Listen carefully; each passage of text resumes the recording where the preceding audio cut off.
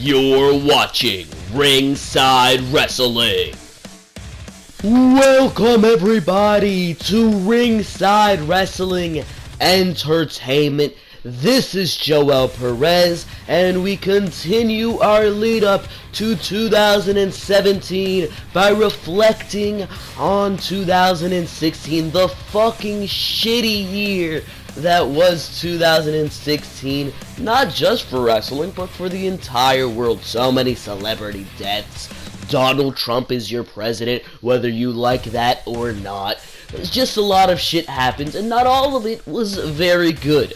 But we are reflecting on 2016 in the wrestling world, and today we continue that with the top 10 rivalries, the top 10 feuds of 2016. Now, a couple disclaimers here. This is my fucking list. Remember that. If you want to fucking write down your own list in the comment section below, do as you please. If you want to disagree with me, if you want to curse me out in the comment section below, do as you please. But there will not be Charlotte and Sasha on this fucking list right off the bat. Charlotte and Sasha, in my opinion, and I hope you agree with me, was awful. The flip-flop title changes, the forced women's revolution, the Hell in a Cell match was awful. It was just awful.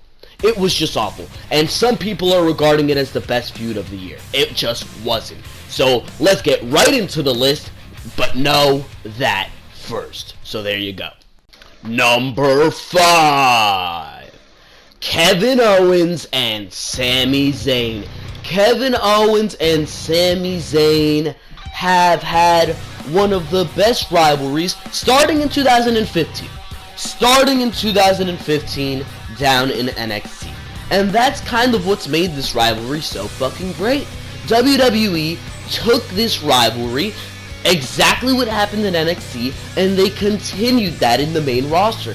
This wasn't some reborn, refreshed rivalry. No, they continued the rivalry. This rivalry branched over from NXT to the main roster. That's what's made this rivalry so good.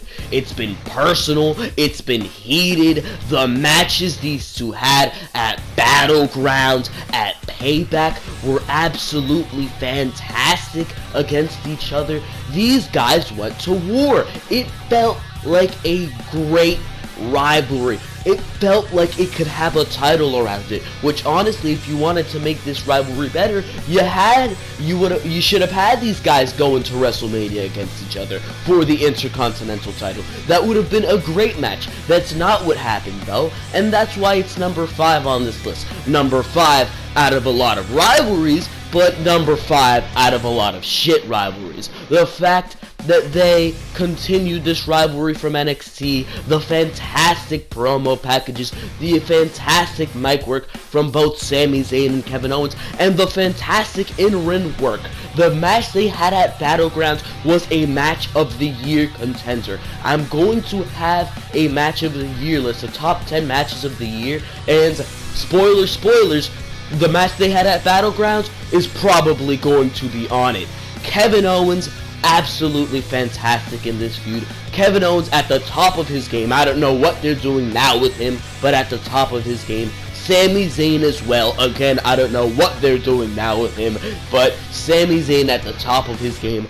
Both men in a situation where they excelled against each other. They gel great together in the ring, and we get one of the best feuds of the year. That's why it's number 5. Starting off this list. Number 4. Finn Balor and Samoa Joe. Finn Balor and Samoa Joe took the NXT title and they elevated it in this feud. This feud was a barbaric, downright brawl. The matches they had at NXT TakeOver The End, a steel cage match, the first steel cage match in NXT, NXT TakeOver Dallas, NXT TakeOver London. They fucking 2 minutes in, a minute in, I believe, into the match, you had Samoa Joe bleeding. It was an all-out brawl, that match. Samoa Joe looked great. Finn Balor looked great. It was an epic rivalry. The fact that Samoa Joe won the title at Lowell, Massachusetts. This was where Samoa Joe, in this feud, where he won the NXT Championship. These guys went to war in this feud, and that's what made it so good. This is another one of those feuds that started in 2015 and came over to 2016. It started with Samoa Joe and Finn Balor teaming together in the Dusty Rhodes Tag Team Classic. In the end, they win the whole damn thing. Joe attacks Balor. Joe wants the fucking title. The entire time, Joe, during this feud, is saying, William Regal made me jump through hoops to get to Finn Balor. Now that I have him, I'm going to kick his ass. And that's exactly what he did. Exactly what they said in those promos. These promos against each other that were great. The backstage segments where they were having an interview with Corey Graves in the middle. Absolutely fantastic. This entire feud was just absolutely fantastic. And that's why it's number 4 on this list. Number 3. AJ Styles and John Cena. Part of what makes this rivalry one of the best of the year is that in this rivalry, WWE somehow, some way, did not fuck anything up. They did it. They had this rivalry. And the things that was going on during this rivalry too. The brand split. John Cena and AJ Styles going on to Smackdown. All this shit that was going around all this rivalry. The club being split up from AJ Styles. And WWE still somehow managed to make this one of the best feuds of the fucking year. And why was it one of the best feuds of the year? Not only did these guys have some of the best fucking matches in God knows how long. The best match at SummerSlam by far. SummerSlam, that was awful, but the SummerSlam, the best match by far on that show. We got some of the best segments we've seen in a long time, with John Cena coming out, confronting AJ Styles. The crowd's reaction, they were chanting, "Let's go Cena, let's go Styles," for how fucking long? How long were they fucking chanting for? The reaction these guys got, the matches these guys had, and in the end, you made AJ Styles, who had just come out of 2 losses from Roman Reigns. That's never good for anybody. You had AJ Styles looking like the biggest fucking superstar in the entire company. He had just had a fantastic match with John Cena, and not only did he have a fantastic match with John Cena, but he won. And that made AJ Styles look like the fucking superstar he is now.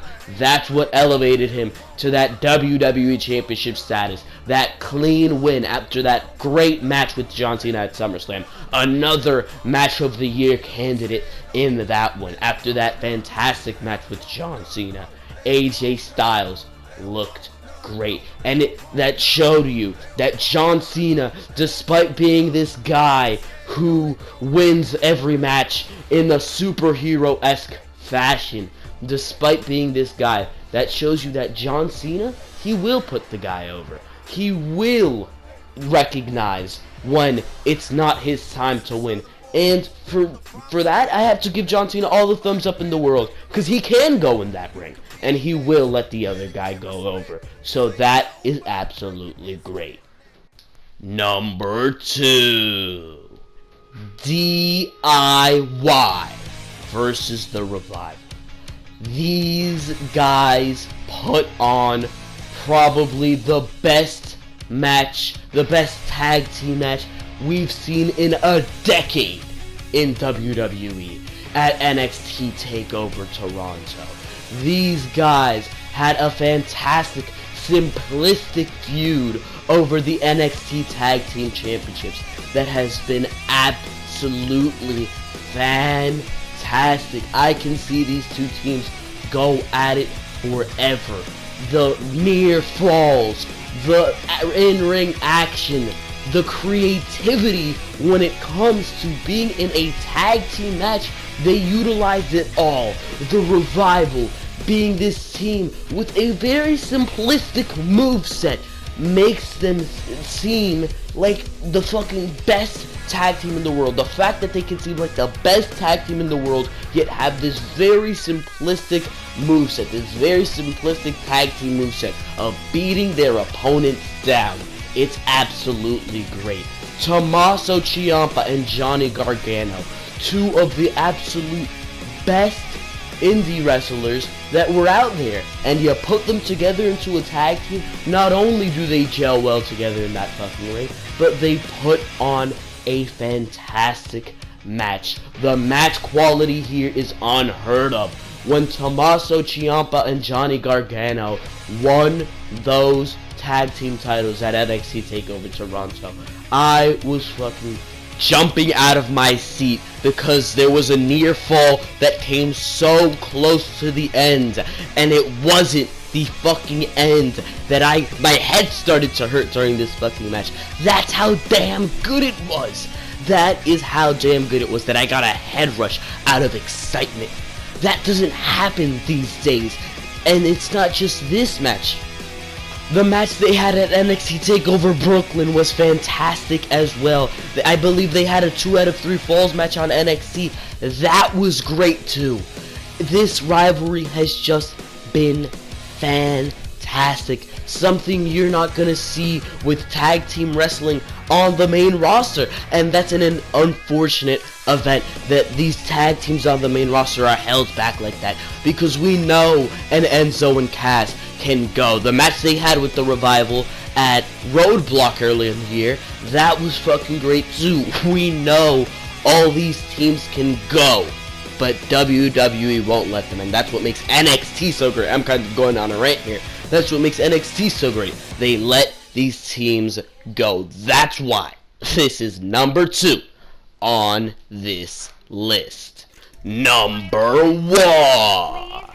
Trust me, I never would have thought that I would be putting this match at number 1. I mean, The Miz versus Dolph Ziggler, how many times have we seen that before? Even at the beginning of this rivalry, would I not have thought that I would be putting this rivalry anywhere near the top 5. But ever since Dolph Ziggler put his career on the line, from that moment, I was invested. I'm like, wow, Dolph Ziggler you're really putting importance on that Intercontinental Championship. The Intercontinental Championship has really had a great year in 2016. Everything else has been shit. But if there's one title that it has been treated top-notch this year, it's the Intercontinental Championship. And this feud is a big part of that, because this feud has it's been about the Intercontinental title, and that's something you're not seeing these days a lot, where the feud is about the title. Ziggler put his career on the line to prove Miz wrong and for the title. We went into that ladder match to see who was that better man and to see who deserved the title. That's not something we're seeing. The fantastic promos, the Talking Smack promo with The Miz on Smackdown. It's all been fantastic. The countless Miz TV segments where Dolph Ziggler has come and they've just had a back and forth conversation, and it was great.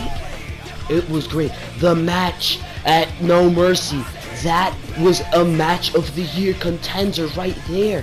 The match they had at No Mercy. The ladder match that was so innovative when it came to using that ladder. That was great. This feud has been so fucking great. And for that, it's number 1 on my list. It elevated Dolph Ziggler to a level where I now think he can be going for these championships. Dolph Ziggler was trash before this feud started. Nobody wanted to see fucking Dolph Ziggler. He had an awful match with Dean Ambrose at SummerSlam. The Miz. Who the fuck was The Miz? Now, after this feud, he's one of the best heels in God knows how long in WWE. Now, he's a fucking great champion. He has elevated the Intercontinental Championship. Before, I would have said, who the fuck is this guy? The Miz. What is he doing for the Intercontinental title? But now, these guys have been elevated by this fantastic feud. For now, ladies and gentlemen, this has been Joel Perez. That's my top 5 feuds of the year. Make sure to leave your comments down below. If you liked what you saw here, make sure to subscribe. Make sure to go check out all the other content on the channel. And for now, I am out of here.